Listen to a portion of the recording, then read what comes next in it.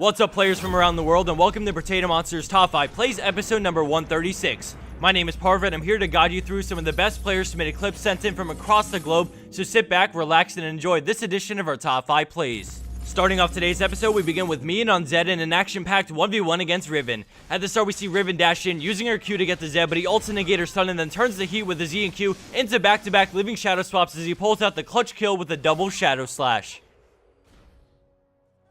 Coming in at our number 4, plays Ignia with 5-7s with a manly play on Graves. We start things out with Graves poking down the enemy AD carry when he shifts away, and then the enemy team swaps the momentum, causing them to retreat as Wukong starts his ult and the Soda flashes the crescendo. Fiora dives in on the enemy carries in the back, and Trundle heads back in too, but they both get blown up right after from Tibbers, but a beautiful buckshot into ultimate disintegrates Sona and Zed. He then dashes the Mystic Shot and gets Wukong solo, but he can't finish, so he swaps to Ezreal, forcing his retreat as Annie comes in and bursts him, but a pro Leona ult stuns Annie, and then he finishes off all three with a buckshot and auto attack for the pentakill and ace.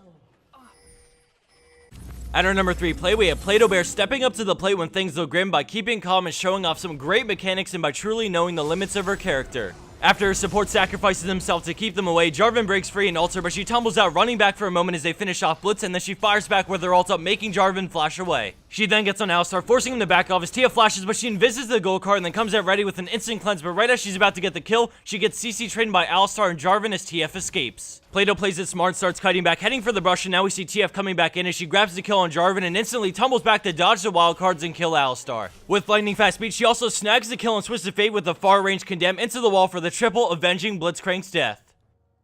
Shifting gears away from AD carry plays, we move on to our number 2 spot with Haunter X with a game-breaking play on Lissandra. At the start, we see it's an extremely close game and the enemy team is up by a hair and goal as they quickly try to do Baron with the enemy team down a player.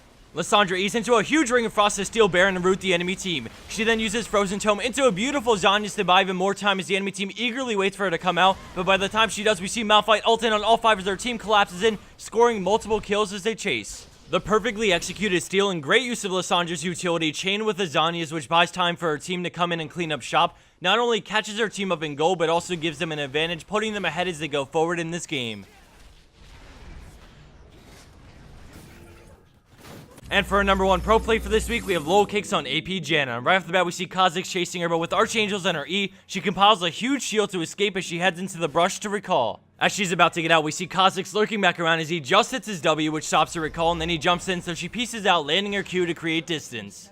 Her passive combined with a fully ranked up Zephyr and Lynchbane movement speed causes her to move extremely fast, but now we see more of the enemy team coming around as she heads towards the enemy base with barely any health left. We can see Rumble leading the charge and moving in quick, looking to cut her off with his ultimate. As he gets into range, he guesses where she's headed and tries to cut her off, but she stops in the brush using Monsoon to heal her as the enemy team moves in closer, making the chance of escape look extremely bad. She chooses to run towards bottom lane as she's forced to run into the turret as Caitlyn ults, and the tower brings her incredibly low, but she continues into the enemy base. Now is a good time to note that she hasn't used Zephyr active at all because she doesn't want to lose the passive movement speed.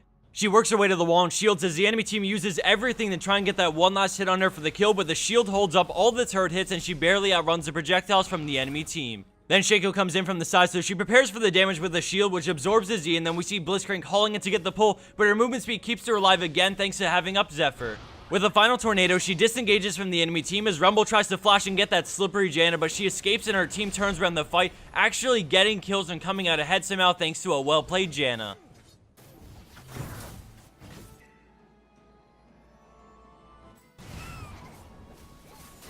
And for the bonus clip of the week, we have PTIKU on Blitzcrank with an epic rocket grab support play. Just wanted to say thanks to our sponsors at iBuyPower for providing us with some beastly computers to play, work, and soon to stream on, and to our fans for making all of what we do worth it. Thanks again, everyone. I hope you enjoyed and enjoy PTIKU's clutch play.